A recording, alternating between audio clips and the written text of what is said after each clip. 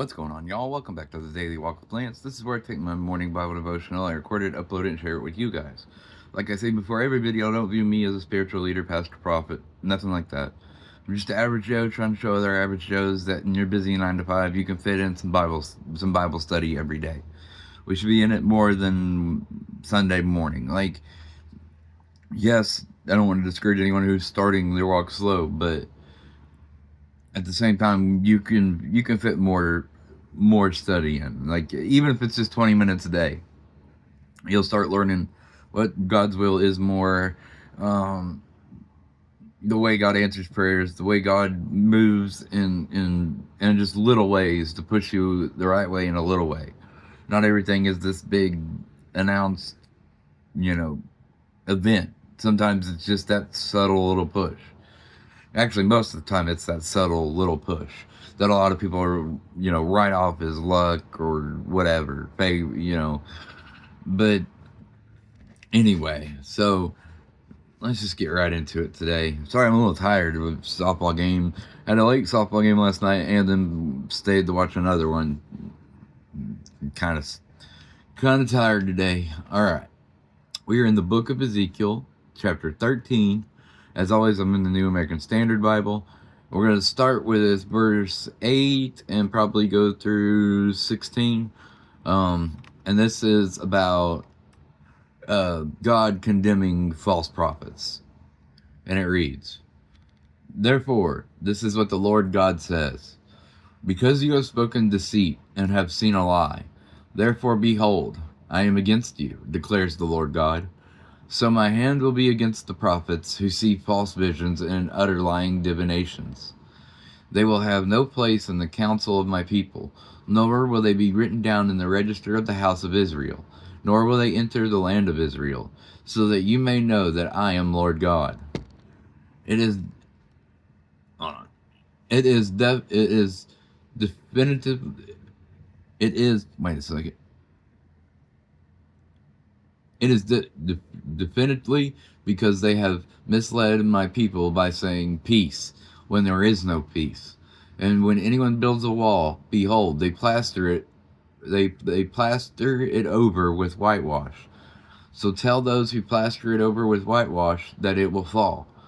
A flooding rain will come, and hailstones will fall, and a violent wind will break out. Behold, when the wall has fallen, will you not be asked, where is the plaster with which you plastered it? Therefore, this is what the Lord God says. I will make a violent wind break out in my wrath. There will also be in my anger a flooding rain and hailstones to consume it in wrath.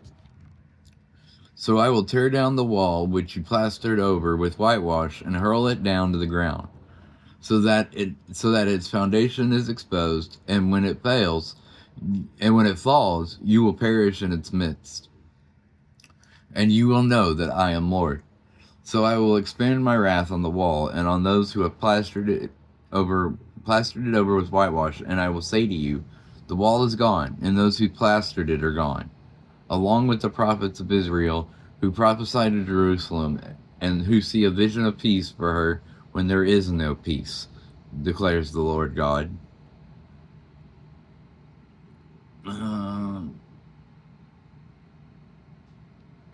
We'll keep going.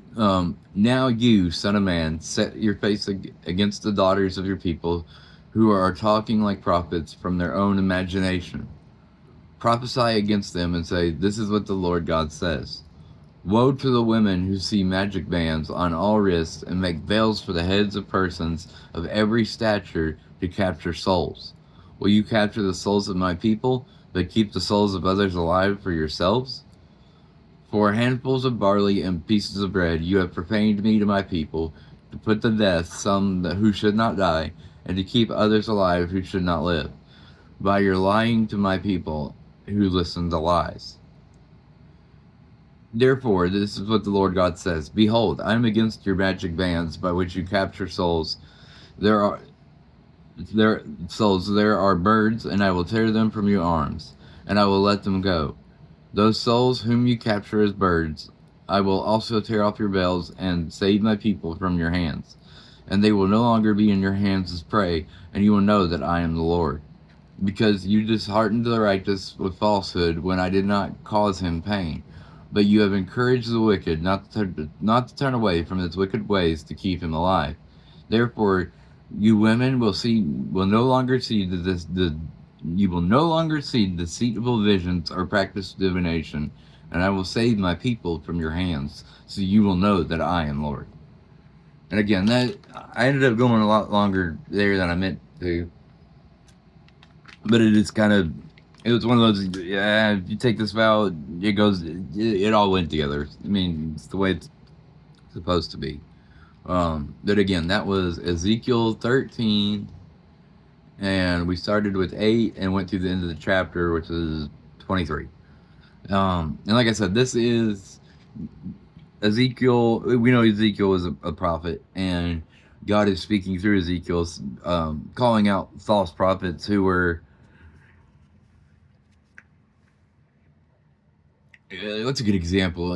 This would be a lot like a real prophet calling out like prosperity preaching in today's world. You know, the prosperity preachers, a lot of them are a lot like the Pharisee.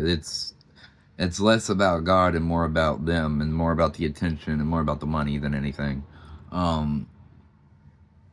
Whereas a real prophet, it's none of that stuff matters. It's just they're being used by God, and that's what Ezekiel's doing here. He's allowing himself to be used.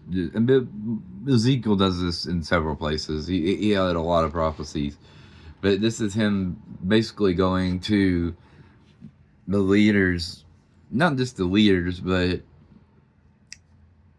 people purposely using God to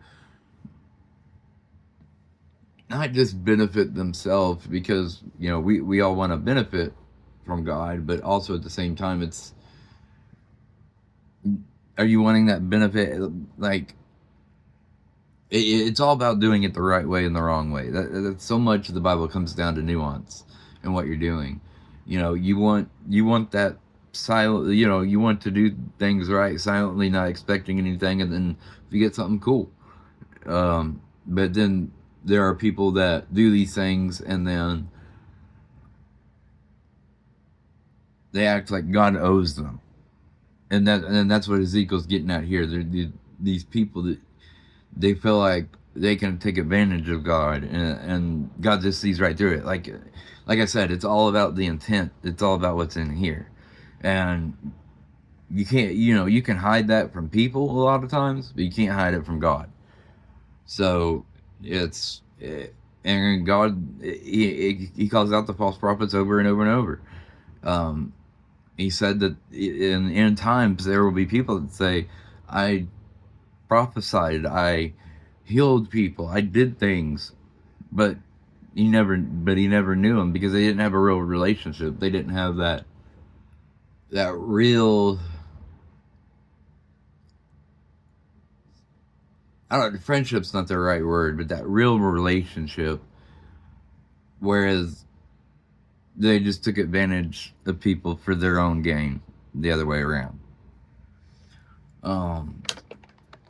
There was something else I thought I wanted to add.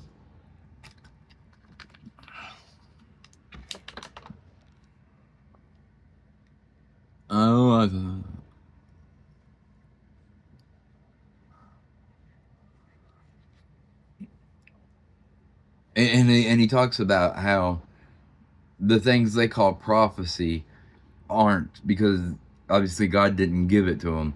And what they did, they wanted to prophesy, they wanted to be a prophet so bad that they used their own imagination.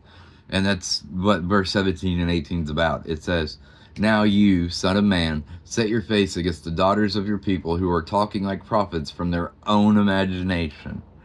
Prophesy against them and say, this is what the Lord God says. And whenever God says, woe, you take that very seriously, because he's saying, you're not just playing with fire, you're in the fire. And he says, Woe to the women who see magic bands on all wrists and make veils for the heads of persons of every stature to capture souls. Will you capture the souls of my people, but keep the souls of others alive for yourselves? So that's what he's getting at here. He's saying instead of accepting their true role that God had for them, they wanted to do their own thing. They wanted to be prophets when they weren't, and they ended up going even further down the wrong path than before. They ended up doing exactly what the enemy wanted.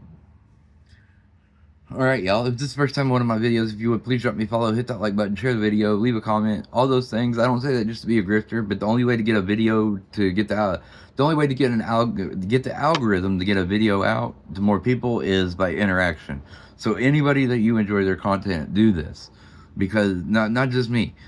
Because the outside of prayer, the best way you can help us out is with the algorithm, and that includes liking, sharing, commenting, all the interaction. Every little interaction helps. Alright, y'all. I think that's gonna do it for today.